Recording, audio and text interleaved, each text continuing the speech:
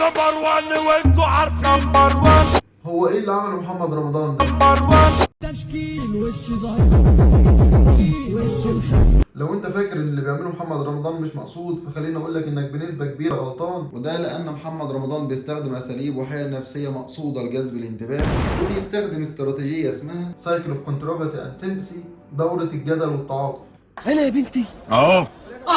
وعلشان ااكد لك على كلامي هقول لك كم موقف انت اكيد فاكرهم كويس. تفتكر معايا موقف الطيار اشرف ابو اليسر لما حب يتصور وهو بيسوق طياره، وبعدها حصلت مشكله للطيار وادت الى ان هو فقد وظيفته. بعدها طلع رمضان يستعطف الناس، والله انا ما اعرفش، انا مستعد اشوف له شغلانه ثانيه، انا مستعد اعوضه وهكذا، وابتدى يستعطف الناس لما لقى الدنيا قامت عليه. طبعا انا كمان زعلان ان انا تسببت في يعني في شيء قاسي على الله يرحمه ويحسن اليه الطيار اشرف ابو اليسر. برضه المواقف ما خلصتش، ففي وسط العدوان اللي بيحصل لاخواتنا ربنا يا رب يخفف عنهم، طلع يعمل اعلان لكوكاكولا. برضه تاني الناس قامت عليه وهجمته. هو بيعمل ايه؟ ينزل ببرنامج مدفع رمضان، وبتبتدي الناس تتعاطف معاه، والله قد ايه ده بيحب الخير، ده على الاقل بيساعد الناس. والناس برضه نسيت. كان في مثل معروف بيقولوه زمان: ذاكرة العوام 3 ايام. وبصراحة الكلام ده صحيح. طبعا في جوانب نفسية تانية زي السمات النرجسية الواضحة جدا، نارسيستيك تريت، واللي منها الإحساس بالعظمة وإن هو دايما نمبر 1.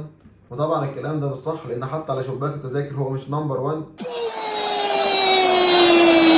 بيحتاج الدائم للإعجاب وإن الناس كلها تتابعه وتحبه. وما أقولكش بقى على نظرياته العظيمة اللي بيقولها لما بيحاول يبان إنه مثقف.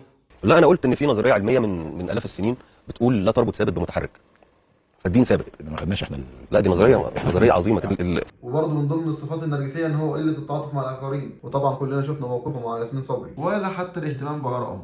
يكفي إن أقول لكم إن بعد موضوع بدلة الرقص دي نزل بعدها بيوم أغنية مستفزة للناس كلها وكأنه مش مهتم لحد، والكلام ده مقصود. وطبعا بجانب بعض الصفات الهستيرية هيستريونيك تريتس، وده بيبان في لبسه الغريب وتصريحاته المثيرة للجدل ومحاولة استخدامه لفورمته وجسمه للفت الانتباه برضه. ده مجنون رسمي. وطبعا ده كله سايكولوجيكال نيد فور ايدنتيتي، ودي بصراحة مش لها ترجمة مناسبة، بس أقرب حاجة ليها عقدة النقص، اللي هو بيحاول يأكد إن هو نمبر 1 وإن هو بس مش مجرد ممثل، وإن هو أهم ممثل في الوطن العربي وأعلى أجر والكلام ده. فالخلاصة محمد رمضان ممكن ما يكونش بيعاني من اضطراب نفسي، لكنه بيظهر في تصرفاته إنه عنده بعض الصفات النرجسية والهستيرية. محمد رمضان ذكي جدا وعارف ازاي يستخدم شهرته وازاي يعمل الضجه المطلوبه للفت الانتباه، وبيعتمد اعتماد كلي على ذاكره العوام 3 ايام. محمد رمضان عارف هو كويس بيعمل ايه، لان اي موقف من المواقف اللي عملها كفيل ينهي حياه اي فنان، من اول انه يكون سبب في وفاه الطيار لغايه اعلان كوكاكولا لتصويره مع اللي ما يتسموش، واخرها ظهوره ببدله الرقص دي. فهو عارف كويس هو بيعمل ايه.